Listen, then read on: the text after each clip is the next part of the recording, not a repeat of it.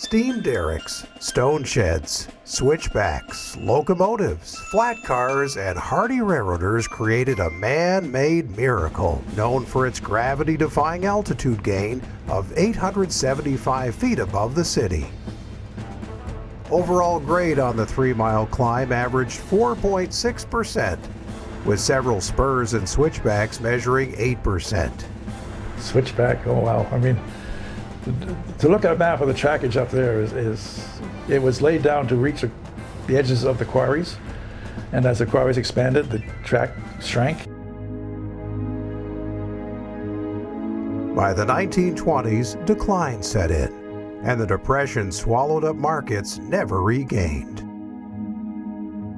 Granite customers began buying less than carload lots, better suited to transport via trucks. Closing quarries and highway competition meant drowning in red ink, especially to the Montpelier and Wells River connection, as milk, mail, lumber, and passengers left the rails. As a temporary solution, the resourceful M&WR was consolidated with its still profitable Granite Division as the Barre and Chelsea Railroad. Bombardier's $50 million order for 57 commuter passenger cars was an encouraging beginning for its assembly plant at the 15-acre Wilson Industrial Park.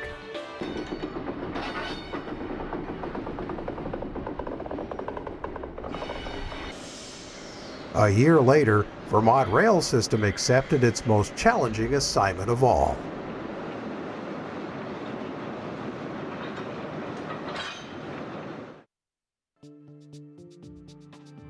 The first Washington County line was the old Montpelier and Barre line, which the New England Central was operating, but didn't want to run it any longer, so David Wolfson picked that line up and operated it. The state came and asked us to do it. And when the state comes and talks to you nicely, partner that they are with the railroad, you answer and do what you can. And that's what they have done here. A first-generation EMD Jeep 9 has held court since 2008. Typically, every few weeks, Allen Lumber and Granite Industries of Vermont call for a switch, with occasional fuel and seasonal moves for other shippers. It's a good little unit for over there. It pulls more than enough than what we need for that line. It has good brakes. That's the important part. Going back and forth between Barre and Montpelier, that's the easy part, per se. I mean, there's 10.5 miles and there's 77 crossings. I mean, if you can count all the farm crossings, all the, the highway crossings, and the grade, that's the real challenge with a switchback. You can't send junior engineers over there. You just take the senior guys. I mean, it's really no nonsense railroading when it comes to doing the grade. For sure. Going up's the easy part, coming down, that's the hard part.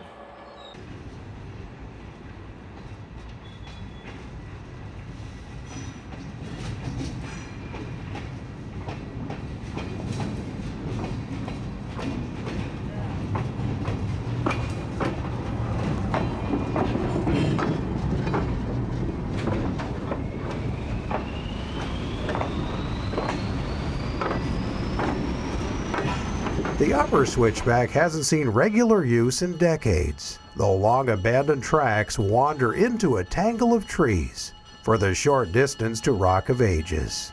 This is effectively the operational end of the Washington County Railroad. Montpelier and Barre Division.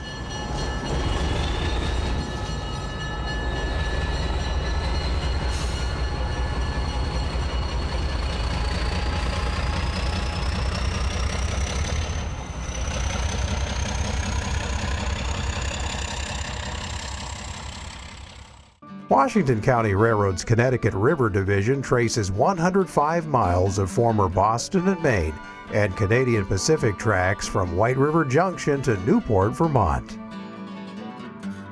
Built as the Connecticut and Passumpsic River Railroad over a 20-year period beginning in 1843, this became part of an important Montreal-Boston through route. Numerous daily interline freight trains ran between the B&M yard at White River Junction and CPR yard at Newport. If you look at freight tariffs, the Wells River was the gateway between the Boston and Maine Railroad and the Canadian Pacific Railroad. So people might have thought, well, they must have a big yard there to interchange traffic. Well, basically the CP and the B&M interchanged cars at White River Junction, and they had joint operations between White River Junction and Newport, Vermont, where some of the trains were CP trains with CP crews, and others were B&M trains with B&M crews operating through Newport Yard and White River Junction Yard. And Wells River was just a point where the revenue was from one railroad to the other. The interchange was on paper at Wells River, Vermont. Pooled power and crews were an everyday event for more than a century. This shared route was under B&M control until 1946, when the Newport to Wells River stretch was sold to CP. The CP was a very important route for fresh meat from the Midwest to New England. A lot of it was interchanged with the Maine Central at St. Johnsbury, and a great deal of fresh meat and produce was interchanged with the B&M at White River Junction. For more than a century, St. Johnsbury was a rail crossroads. 24 daily passenger trains and a parade of around-the-clock freights made this one busy place. Oh, the station there was paradise. They had great big things full of orange drink, and you could go for a nickel. You could get a big cup of that. Oh, it was lively. You'd go in and get off the train there and do your shopping on Railroad Street and up the avenue, and then you come back to that station and it was brightly lighted. It's big. Love that station.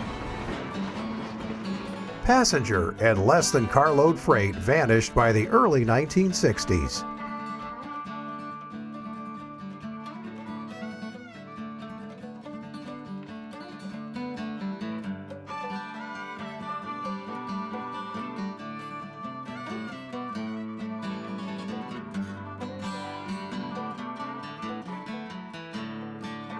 And a 3-decade decline in local and through traffic led to closures, abandonments, deferred maintenance, and interesting agreements with low-volume, low-budget, shoestring short lines.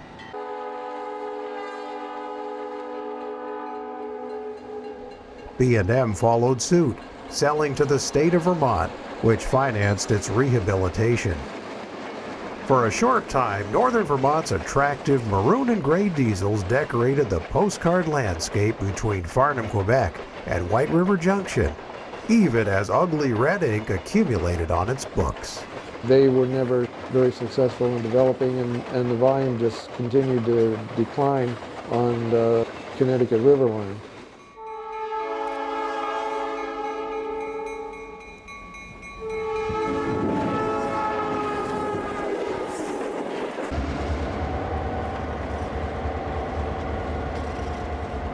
In early 2003, the successful VRS formula spread to eastern Vermont, when the trusted designated operator rechristened this venerable route the Washington County Railroad Connecticut River Division. Vermont Railway acquired it January of 2003, and since then we've been working hard to build volume back up on that line. The railroad brings in raw ingredients to the mill, whether it be corn, soybeans, mids, and small grains.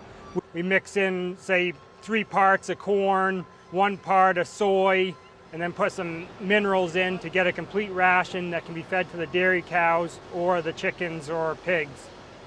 And it either goes out bulk on our tractor trailers, our straight trucks, or we bag it off and it goes out in 50-pound bags for the smaller backyard farms.